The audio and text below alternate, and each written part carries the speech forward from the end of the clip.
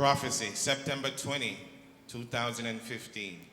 In two visions, a watery body stands up like a big monster. One vision depicts it spinning as it moves. Interpretation, a tsunami-like flood is determined in the Americas shortly. It is wise to take all precaution where possible. It is wise for all to seek the Lord Jesus Christ, God Almighty, in this perilous time, the only one who can credibly reveal things to come.